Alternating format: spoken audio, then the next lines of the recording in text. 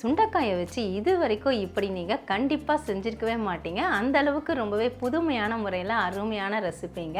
Hi friends, welcome to Chennai food. இந்த ரெசிபியை நான் எப்படி செய்கிறேன் நீங்களே பாருங்கள் வாங்க. இந்த ரெசிபி செய்கிறதுக்காக நான் சுண்டைக்காய் எடுத்துருக்கேங்க. அதாவது பச்சை சுண்டைக்காய் எடுத்துருக்கிறேன். இதை சுத்தமாக கழுவி தொடச்சி எடுத்து வச்சுருக்கேன். இதை நம்ம வேக விட போகிறோம். ஸ்டவ் ஆன் பண்ணிவிட்டு ஸ்டவ்வில் இட்லி கடாய் வச்சுருக்கேங்க. உள்ளே நான் 2 டம்ளர் அளவுக்கு தண்ணி ஊற்றி வச்சுருக்கேன். இந்த குடிகளில் இந்த சுண்டைக்காயை நிரப்பிக்கலாம். சுண்டைக்காயை நான் இட்லி குழிகள் 4 குழியிலே நிரப்பிட்டேங்க. இப்போ நம்ம மூடி போட்டு விட்டுடலாம். ஸ்டவ் ஹை ஃப்ளேமில் வச்சுட்டு 10 நிமிஷம் வேக விட்டுட்டு ஸ்டவ் ஆஃப் பண்ணிக்கோங்க. 10 நிமிஷம் நான் வேக விட்டுட்டு ஸ்டவ் ஆஃப் பண்ணிட்டேங்க. இப்போ மூடியை ஓப்பன் பண்ணிடலாம். சுண்டைக்காய் எல்லாமே நல்லா வெந்திருக்கு, சாஃப்டாக இருக்குது. இப்போ பிளேட்டுக்கு மாற்றிக்கிறேன். சுண்டைக்காய் எல்லாத்தையும் நான் பிளேட்டுக்கு மாற்றிட்டேங்க. இதில் சூடு இருக்கக்கூடாது, சூடு இல்லாத அளவுக்கு நல்லா ஆற விட்டுடணும். ஸ்டவ் ஆன் பண்ணிவிட்டு ஸ்டவ்வில் பேன் வச்சுருக்கேங்க. 1 டீஸ்பூன் அளவுக்கு கடுகு சேர்த்துக்கலாம். 1/4 டீஸ்பூன் வெந்தயம். சுண்டைக்காயிலே கசப்புத்தன்மை இருக்கும், அதனால் வெந்தயம் குறைவாகவே சேர்த்துக்கோங்க. கடுகு வெந்தயம் நம்ம ட்ரையாக தான் வறுக்க போகிறோம். நல்லா படப்படன்னு பொரியணும். பொரிஞ்ச பிறகு நம்ம பிளேட்டுக்கு மாற்றலாம். நாம் சேர்த்த கடுகு வெந்தயம் இப்போ நல்லா பொரிஞ்சிடுச்சுங்க. நான் பிளேட்டுக்கு மாற்றிக்கிறேன். நல்லா சூடு ஆறணும். நாம் வறுத்து வச்ச கடுகு வெந்தயம் நல்லா சூடு ஆறிடுச்சுங்க. இது அப்படியே நம்ம மிக்ஸி ஜாருக்கு மாற்றிக்கலாம். ஈரம் இல்லாமல் மிக்ஸி ஜாரில் பார்த்துக்கோங்க. இந்த மாதிரி நல்லா நைஸாக அரைச்சிக்கோங்க. இதை நம்ம பிளேட்டுக்கு மாற்றிக்கலாம். நம்ம கடுகு வெந்தயம் அரைச்ச அந்த ஜாரியை நம்ம மறுபடியும் பயன்படுத்துகிறோங்க. நம்ம வேக வச்ச இந்த சுண்டைக்காய் அதை இதில் சேர்த்துக்கலாம். சுண்டைக்காயை இந்த மாதிரி வேக வச்சு செய்யும் பொழுது சீக்கிரம் கெட்டு போகாது, டேஸ்ட்டும் ரொம்பவே நல்லாயிருக்கும். அதுக்காக தான் நான் வேக வச்சேன். இப்போ அடுத்ததாக இது கூடயே பார்த்தீங்கன்னா ஒரு குட்டி எலுமிச்சம்பழம் அளவுக்கு நான் புளி ஊற வச்சுருக்கேன். அதில் இருக்கக்கூடிய நார் ஓடு எல்லாத்தையும் சுத்தம் பண்ணிவிட்டு ஊற வச்சுக்கோங்க. அதையும் இதில் சேர்த்துக்கலாம். உங்களுக்கு நைஸாக வேணும்னா நல்லா நைஸாக அரைச்சிக்கோங்க. இல்லை 1-2 வேணும்னா பல்ஸில் ஒரு தடவை இல்லை 2 தடவை வச்சாலே நமக்கு 1-2 கிடைக்கும். நான் கொஞ்சம் நைஸாக தான் அரைக்க போகிறேன்.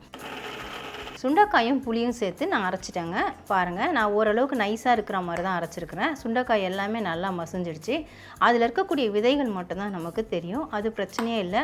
சேர்த்து செய்யும்பொழுது டேஸ்ட் நல்லாயிருக்கும். நாம் கடுகு வெந்தயம் வறுத்த அந்த பேனையை நான் சுத்தம் பண்ணி வச்சுருக்கேங்க. பேனை இப்போ ஸ்டவ்வில் வச்சுட்டேன். ஹை ஃப்ளேமில் தான் இருக்குது. நல்லா ஹீட்டும் ஆகிடுச்சு. 50 ml அளவுக்கு நல்லெண்ணெய் சேர்த்து விட்டுக்கலாம். நீங்கள் எவ்வளோ சுண்டைக்காய் எடுக்கிறீங்களோ அதை பொறுத்து எண்ணெய் கூட்டி குறைச்சி சேர்த்துக்கோங்க. எண்ணெய் நல்லா சூடாகட்டும். இப்போ 1 டீஸ்பூன் கடுகு சேர்த்து விட்டுக்கலாம். கூடவே கொஞ்சமாக பெருங்காயத்தூள் 1/2 டீஸ்பூன் அளவுக்கு சேர்த்துக்கோங்க. கடுகு பெருங்காயம் பொரியட்டும். நாம் சேர்த்த கடுகு பார்த்திங்கன்னா நல்லா பொரிஞ்சிருச்சு. இப்போ நான் பூண்டு சேர்த்துக்க போகிறேன். ஒரு முழு பூண்டை தோலை உரிச்சிட்டு 1-2 இடித்து வச்சுருக்கேன். அதை நான் இதில் சேர்த்துக்கிறேன்.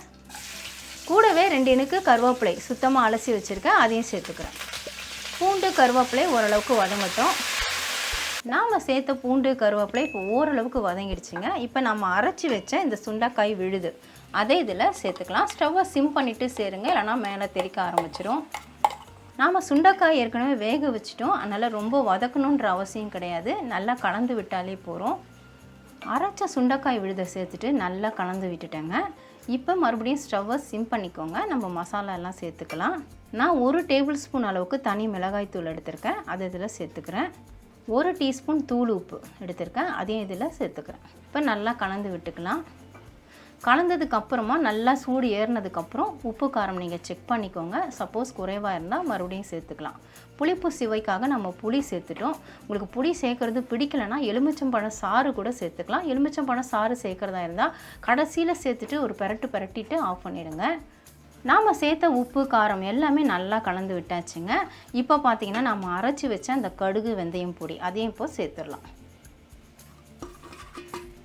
சேர்த்துட்டு நல்லா கலந்துக்கலாம். ஸ்டவ்வை சிம் பண்ணிக்கோங்க, இல்லைனா கரிஞ்சு போயிடும்.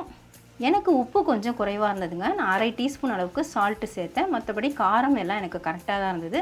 சுண்டைக்காயில் நிறைய மருத்துவ குணங்கள் இருக்குதுங்க. நோய் எதிர்ப்பு சக்தி அதிகமாக இருக்குது. ஹீமோக்ளோபின் அளவையும் அதிகரிக்க செய்யும்.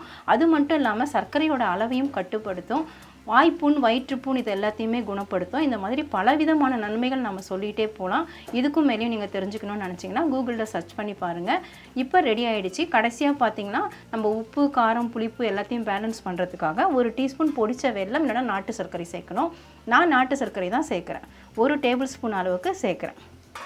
இது ஆப்ஷனல் தான், ஆனால் சேர்த்தா ரொம்பவே டேஸ்ட்டாக இருக்கும். நீங்கள் இது வரைக்கும் சேர்க்கலன்னா கண்டிப்பாக சேர்த்து சாப்பிட்டு பாருங்கள். இப்போ நல்லா கலந்து விட்டுட்டு நம்ம ஸ்டவ் ஆஃப் பண்ணிக்கலாம். எண்ணெய் நல்லா தெளிஞ்சு வர ஆரம்பிச்சிருச்சு பாருங்கள்.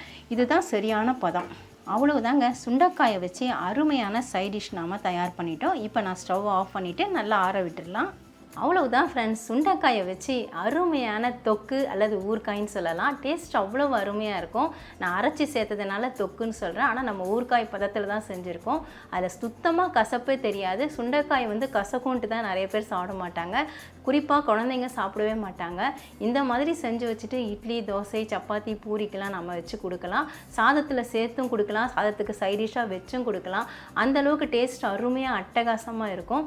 நீங்கள் இது வரைக்கும் ட்ரை பண்ணனா சுண்டைக்காயை வச்சு இந்த மாதிரி ட்ரை பண்ணி பாருங்கள். நான் இப்போ பார்த்தீங்கன்னா பீங்கான் ஜாடிக்கு மாற்றிட்டேன். பீங்கான் ஜாடி, மண்ஜாடி இல்லைனா கண்ணாடி பாட்டில் இதில் தான் நம்ம ஸ்டோர் பண்ணணும். நான் பீங்கான் ஜாடிக்கு மாற்றி விட்டுருக்குறேன். இப்போ டேஸ்ட் எப்படி இருக்குன்னு பார்த்துடலாமா? ஊர்கான்றதுனால நான் கொஞ்சமாக தான் எடுத்திருக்கேன். ரொம்பவே சூப்பராக இருக்குதுங்க. நாம் சேர்த்த உப்பு, காரம் எல்லாமே கரெக்டாக இருக்குது. சேர்த்த எண்ணெயோட அளவும் கரெக்டாக இருக்குது. கடைசியாக கொஞ்சம் நாட்டு சர்க்கரை சேர்த்துருந்தோம். சுத்தமாக கசப்பே தெரியலங்க, அந்தளவுக்கு டேஸ்ட்டு சூப்பராக இருக்குது. நம்ம விதைகளோடு சேர்த்து அரைச்சிருந்தோம். அந்த விதைகள் மட்டும் கொஞ்சம் பல்லில் கடிப்படுற மாதிரி இருக்குது, ஆனால் அதுலேயும் கசப்பு இல்லைங்க. டேஸ்ட்டு ஓவராலாக சொன்னால் அருமையாக அட்டகாசமாக இருக்குது. நீங்கள் இது வரைக்கும் ட்ரை பண்ணனா கண்டிப்பாக ட்ரை பண்ணி பாருங்கள் ஃப்ரெண்ட்ஸ். ட்ரை பண்ணி பார்த்துட்டு எப்படி இருந்து எனக்கு கமெண்ட் பண்ணுங்கள். மறக்காமல் நம்ம சேனலில் சப்ஸ்கிரைப் பண்ணிக்கோங்க, லைக் அண்ட் ஷேர் பண்ணுங்கள். இதோட இந்த வீடியோவை நான் முடிச்சுக்கிறேன். மறுபடியும் இன்னொரு வீடியோவில் உங்களை சந்திக்கிறேன். By guys. Bye bye.